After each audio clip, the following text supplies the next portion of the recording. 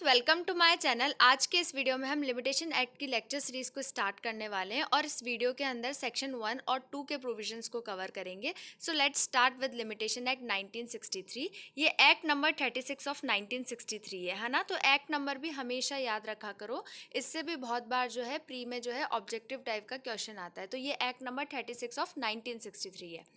सबसे पहले इसकी स्कीम देखते हैं। एज आई ऑलवेज से कि किसी भी एक्ट को स्टार्ट करो तो उसकी स्कीम को जानना बहुत ही इंपॉर्टेंट होता है। मतलब कि हमें पता होना चाहिए उसमें कितने सेक्शंस हैं, कितने पार्ट्स हैं, कितने स्केड्यूल्स हैं, उसकी इन्फोर्समेंट डेट क्या थी। ये सारी चीज़ें हमें किसी भी एक्ट को स्टार्ट करने से पहले उसके बारे में जानना बहुत ज़रूरी है। तो इसकी स्कीम देखते हैं। सबसे पहली चीज़ तो मैंने आपको बताई दी कि ये एक्ट नंबर 36 है। उसके बाद देखते हैं इसको एसेंट कब मिली थी। इसको एसेंट मिली थी 5 अक्टूबर 1963 को और इसकी इन्फोर्समेंट डेट क्या है, 1 जनवरी 1964। तो इसको 63 में एसेंट मिली थी और ये 1 जनवरी 1964 में आया था। क्लियर। इसमें 5 पार्ट्स हैं। टोटल इसके अंदर 32 सेक्शंस हैं और इसका जो स्केड्यूल है वो पीरियड ऑफ लिमिटेशन का स्केड्यूल है। ये बहुत ही इंपॉर्टेंट स्केड्यूल है, इसको हम आगे डिटेल में पढ़ेंगे। तो अभी तक स्कीम में हमने क्या देखा कि सबसे पहली चीज़ देखी कि ये एक्ट नंबर कौन सा है। उसके बाद इसको एसेंट कब मिली थी, तो इसको एसेंट मिली 5 अक्टूबर 1963 को और इसकी इन्फोर्समेंट डेट मतलब कि ये कब से लागू हुआ था, कब से काम करना स्टार्ट किया था इस एक्ट ने, 1 जनवरी 1964 से। इसके अंदर 5 पार्ट्स हैं, टोटल 32 सेक्शंस हैं और एक शेड्यूल है जो कि पीरियड ऑफ लिमिटेशन की बात करता है। मतलब कि उसमें बताया गया है कि अगर आपको ये वाला सूट लाना है तो आप कितने साल तक आपके पास लिमिटेशन का पीरियड है कि आप कितने साल के अंदर अंदर जो है सूट को फाइल कर सकते हैं। क्लियर हो गया यहाँ तक। नेक्स्ट देखते हैं। अब इसका प्रियम्बल देखते हैं, है ना। An act to consolidate and amend the law for the limitation of suits and other proceeding and for purposes connected therewith. ठीक है। तो इसका प्रियम्बल क्या कहता है, ये एक ऐसा एक्ट है जो कि क्या कर रहा है, कंसोलिडेट कर रहा है और अमेंड कर रहा है law for the limitation of suits and other proceeding. ठीक है। दो चीजें इंपॉर्टेंट है, पहला तो कंसोलिडेट एंड सेकेंड जो है अमेंड कर रहा है। ठीक है। किसको अमेंड कर रहा है, law for the limitation of suits and other proceeding. Other proceeding में आपकी अपील हो गई, एप्लीकेशन हो गई, तो ये सारी चीज़ों के रिलेटेड जो है ये क्या करता है, कंसोलिडेट और अमेंड करता है लिमिटेशन के लॉस को। क्लियर हो गया यहाँ तक। Preamble is also very important. हम इसको छोड़ देते हैं बहुत बार, पर प्रियम्बल में से ऐसे क्वेश्चन आ जाता है ऑब्जेक्टिव में, तो वहाँ पे बहुत ज़्यादा कन्फ्यूजन हो जाता है जब हम प्रियम्बल नहीं पढ़े हुए होते हैं। ठीक है। तो आप प्रियम्बल को भी याद करने की कोशिश कीजिए। नेक्स्ट देखते हैं। अब इसका पार्ट फर्स्ट लेते हैं जो कि प्रिलिमिनरी पार्ट है। कितने पार्ट्स है इसके अंदर, अभी हम पढ़ के आए थे, इसके अंदर टोटल 5 पार्ट्स हैं। उसका फर्स्ट पार्ट हम ले रहे हैं जो कि बात करता है प्रीलिमिनरी की। क्लियर। फर्स्ट पार्ट जो है प्रीलिमिनरी, उसका सेक्शन 1 कहता है short title, extent and commencement. ठीक है। तो यहाँ पे ये बोल रहा है कि इसका टाइटल क्या है, इसका एक्सटेंट कहाँ कहाँ तक है और इसका कमेंसमेंट कब हुआ था। तो सब क्लॉज 1 कहता है this act may be called the limitation act 1963। तो इस एक्ट को क्या कहा जाएगा, इस एक्ट का शॉर्ट टाइटल क्या है, इस एक्ट का short title limitation act 1963। Clear. अब ये एक्सटेंट कहाँ कहाँ होता है, it extend to the whole of India. ठीक है। पूरे इंडिया में जो है ये एक्ट जो है एक्सटेंड होता है। अब इसका कमेंसमेंट क्या है, it shall come into force on such date as the central government may by notification in the official gazette appoint. Clear हो गया यहाँ तक। तो सेक्शन 1 जो है वो short title, extend and commencement की बात करता है, जिसमें हमने पढ़ा कि इसको हम लिमिटेशन एक्ट 1963 कहेंगे। ये पूरे इंडिया पे लागू होता है और इसकी जो इन्फोर्समेंट डेट है जो कि सेंट्रल गवर्नमेंट अपनी ऑफिशियल गजट में नोटिफाई करेगी, वही इसकी इन्फोर्समेंट डेट है। और इसकी फोर्स वाली डेट कौन सी है, 1 जनवरी 1964। क्लियर हो गया यहाँ तक। Now come to the next section जो कि सेक्शन 2 है, वो बात करता है डेफिनेशंस की। In this act unless the contact otherwise require 2A। सबसे पहले जो है ए क्या कहता है, एप्लीकेंट कौन होता है। तो एप्लीकेंट में सबसे पहली चीज होती है, एक तो पेटिशनर होता है। सेकंड कह रहा है एनी पर्सन फ्रॉम और through whom an applicant derives his right to apply. ठीक है। तो पहली चीज क्या होगी, एप्लीकेंट मतलब एक पेटिशनर जो कि एक पेटिशन फाइल कर सकता है कोर्ट के अंदर। सेकंड चीज वो पर्सन जिसपे कि ऐसा राइट डिराइव हो रहा है, मतलब कि एक राइट टू अप्लाई, मतलब उसके पास एक अधिकार मिल रहा है कि वो जो है सूट को क्या कर सकता है, इंस्टीट्यूट कर सकता है। तो उस पर्सन को भी हम क्या बोलेंगे, एप्लीकेंट बोलेंगे। थर्ड कहता है any person whose estate is represented by the applicant as executor, administrator administrator और अदर रिप्रेजेंटेटिव, ठीक है। कोई ऐसा पर्सन जो कि क्या कर रहा है, उसके एस्टेट को रिप्रेजेंट कर रहा है, किसकी फॉर्म में, एग्जीक्यूटर की फॉर्म में कर रहा है, एडमिनिस्ट्रेटर की फॉर्म में कर रहा है या रिप्रेजेंटेटिव की फॉर्म में कर रहा है, तो उसको भी हम क्या बोलेंगे, एप्लीकेंट बोलेंगे। क्लियर हो गया। 2A कहता है एप्लीकेंट, ठीक है। डेफिनेशंस याद करना बहुत ज़रूरी है, सब क्लॉजेस में से पूछा जाता है, इनसे पूछा जाता है कि ये एप्लीकेंट जो है कौन से सेक्शन के सब क्लॉज में डिफाइन है। तो हमें ये सारी चीज़ें याद रखनी कि एप्लीकेंट अगर आ गया तो हमें याद होना चाहिए 2 के सब क्लॉज A में डिफाइन है, ठीक है। नेक्स्ट देखते हैं। 2B कहता है एप्लीकेशन, ए कह रहा है एप्लीकेंट, अब बी कहता है एप्लीकेशन। एप्लीकेशन क्या इंक्लूड करती है, only and only petition as per the limitation act, ठीक है। हमें सिर्फ ये याद रखना है कि लिमिटेशन एक्ट में एप्लीकेशन का मतलब होता है पिटीशन। 2C कहता है bill of exchange. Bill of exchange क्या होता है, बिल ऑफ एक्सचेंज इंक्लूड करता है यूंडी को एंड चेक को, ठीक है। ये दोनों बहुत इंपॉर्टेंट है और ये प्री के अंदर एज ए ऑब्जेक्टिव आता है कि बिल ऑफ एक्सचेंज के अंदर क्या चीज़ इंक्लूड होती है। तो पहली तो होती है हुंडी और सेकंड जो है वो क्या होती है, चेक, ठीक है। हुंडी और चेक दोनों चीजें इंक्लूड होती है इन बिल ऑफ एक्सचेंज।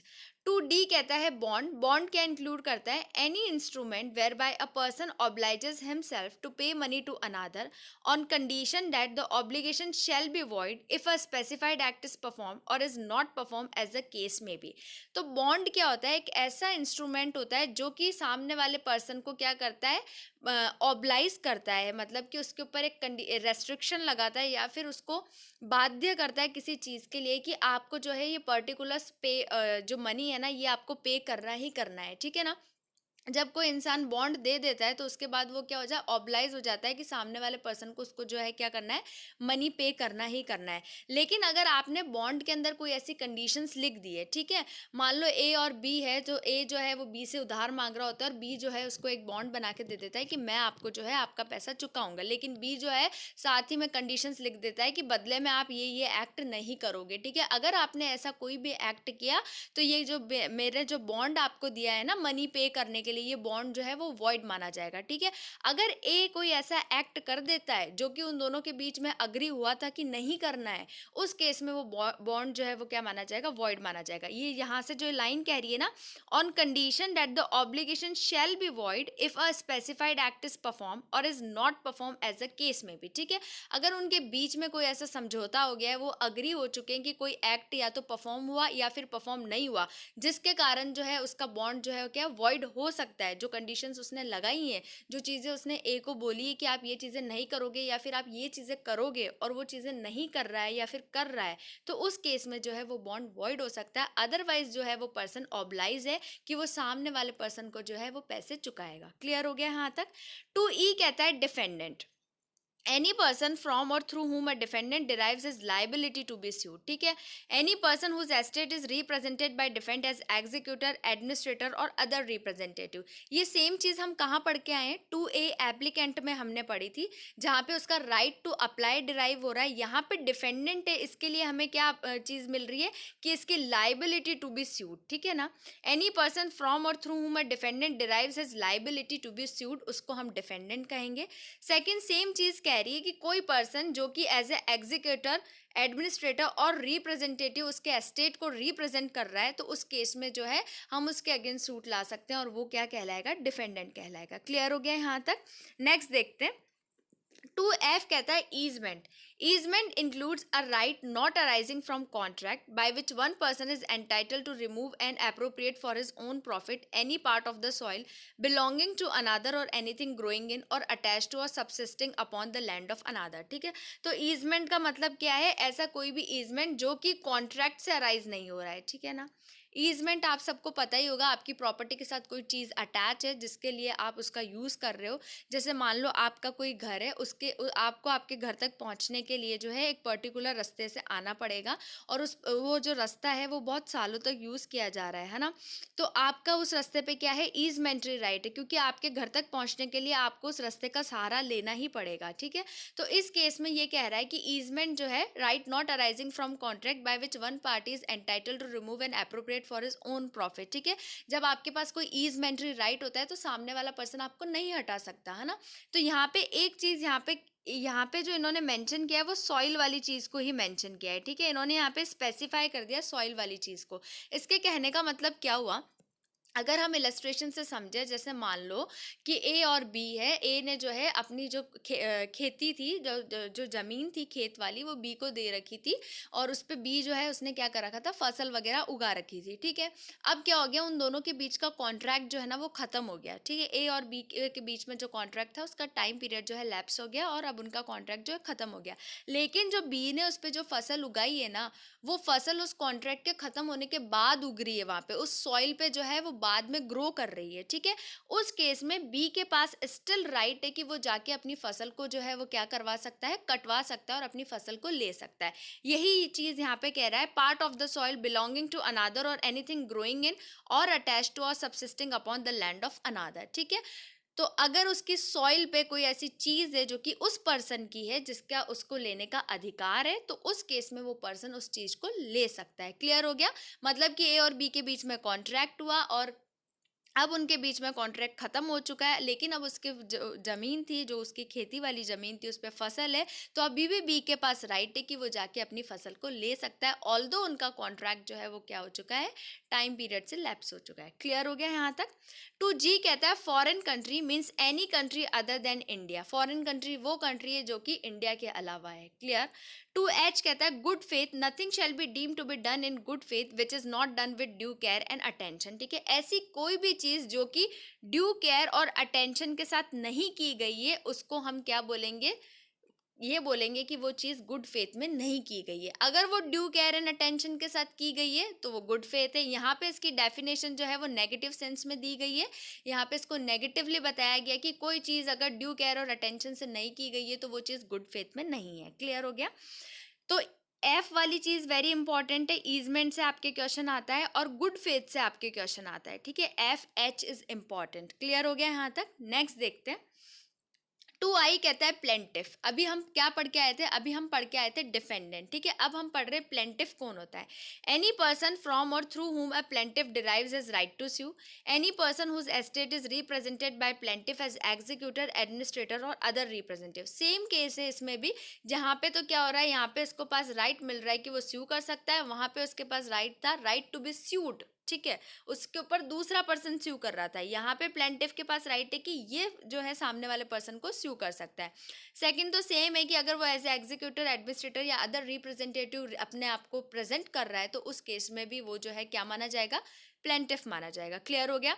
टू जे कहता है पीरियड ऑफ लिमिटेशन। ये भी बहुत इंपॉर्टेंट है, इसको ध्यान से देखना। Means the period of limitation prescribe for any suit, appeal और एप्लीकेशन बाय द शेड्यूल, ठीक है। जो कुछ भी अभी अपन ने शेड्यूल की बात करी थी ना, शेड्यूल जहाँ पे पीरियड ऑफ लिमिटेशंस दिया गया है, तो ये वही कह रहा है कि ऐसा कोई भी पीरियड ऑफ लिमिटेशन जो कि प्रिस्क्राइब्ड है शेड्यूल के अंदर with regard to suit, appeal and application. Clear हो गया यहाँ तक? अब इसके अंदर एक सेकंड डेफिनेशन और है। पहला तो अपन ने पढ़ा पीरियड ऑफ लिमिटेशन, अब हम पढ़ते हैं प्रिस्क्राइब्ड पीरियड क्या होता है, ठीक है। तो 2J के अंदर ना दो डेफिनेशन है। पहली डेफिनेशन तो पीरियड ऑफ लिमिटेशन की है और सेकंड जो है ये बता रहा है कि प्रिस्क्राइब्ड पीरियड क्या होता है। Prescribed period means the period of limitation computed in accordance with the provisions of this act, ठीक है। द प्रिस्क्राइब पीरियड वो पीरियड माना जाएगा जो कि इस एक्ट के प्रोविजंस के अकॉर्डिंग जो है कंप्यूट किया जाएगा। क्लियर हो गया यहाँ तक? नेक्स्ट देखते हैं। 2K कहता है promissory note. Promissory note means any instrument whereby the maker engages absolutely to pay a specified sum of money to another at a time they are in limited or on demand or at sight, ठीक है। तो promissory note का मतलब क्या होता है? एक ऐसा इंस्ट्रूमेंट जहाँ पे मेकर जो है वो क्या करता है, एंगेज करता है खुद को कि मैं जो है आपको ये पर्टिकुलर मनी जो है इतने टाइम के अंदर दे दूंगा, ठीक है। कैसे हो सकता है? ये डिमांड पे भी हो सकता है और एट साइट पे भी हो सकता है। और ये डिमांड और एट साइट वाली चीज़ें जो है ये एनआई के अंदर आएगी। अगर हम एनआई एक्ट को पढ़ेंगे तब वहाँ पे इनको डिस्कस करेंगे। अभी सिर्फ इतना ही याद रखो कि ये जो है डिमांड पे भी हो सकता है और एट साइट पे भी हो सकता है। 2L कहता है suit. Suit does not include an appeal और an application. 2L is also very very important. इससे भी क्वेश्चन आता है कि सूट क्या इंक्लूड करता है और क्या इंक्लूड नहीं करता। तो सूट जो है कभी भी अपील और एप्लीकेशन को इंक्लूड नहीं करता। Clear? Suit does not include an appeal और एन एप्लीकेशन। 2M कहता है टॉट। टॉट means a civil wrong which is not exclusively the breach of contract और द ब्रीच ऑफ ट्रस्ट। ठीक है, तो टॉट जो है वो क्या है, सिविल रॉन्ग तो है ही, पर वो क्या इंक्लूड नहीं करता, ब्रीच ऑफ कॉन्ट्रैक्ट को इंक्लूड नहीं करता और ब्रीच ऑफ ए ट्रस्ट को इंक्लूड नहीं करता। क्लियर हो गया? 2N कहता है trustee. Trustee does not include a benamidar, a mortgagee remaining in possession after the mortgage has been satisfied or a person in wrongful possession without title. यहाँ पे भी इसकी जो है वो क्या है, नेगेटिव डेफिनेशन दी गई है। इसमें ये बताया गया कि ट्रस्टी क्या इंक्लूड नहीं करता। एक तो बेनामीदार को इंक्लूड नहीं करता, एक ऐसे मॉर्टगेजी को इंक्लूड नहीं करता जो कि मॉर्टगेज की पोजेशन खत्म होने के बाद भी स्टिल पोजेशन में है। ठीक है, मॉर्टगेज खत्म हो चुका है लेकिन फिर भी जो है वो उस प्रॉपर्टी की पोजेशन में है। तो satisfied or a person in wrongful possession without title. ठीक है, तीन चीजें, या फिर वो पर्सन जो कि बिना टाइटल के रॉन्गफुली जो है इस प्रॉपर्टी को पोजेस करके रह रहा है। पहला तो बेनामीदार हो गया, सेकंड मॉर्टगेजी हो गया, थर्ड जो है पर्सन जो है बिना टाइटल के स्टिल पोजेशन के अंदर है। क्लियर हो गया? तो that's all from today's video, जिसके अंदर हमने सेक्शन 1 और सेक्शन 2 के प्रोविजंस को कवर किए। आई बिलीव आपको ये प्रोविजंस समझ में आए होंगे। अगर आपको डेफिनेशन वाले पार्ट में कोई भी प्रॉब्लम है, आप मुझे कमेंट कर सकते हैं, आप मुझे पर्सनली मेल भी कर सकते हैं। और नेक्स्ट वीडियो में जो है हम इसका पार्ट 2 स्टार्ट करेंगे, जो कि सेक्शन 3 से लेके है। तो यस, अगर आपको ये वीडियो इन्फॉर्मेटिव लगा हो, हेल्पफुल लगा हो, तो please do like, share and subscribe to my channel. Thank you so much.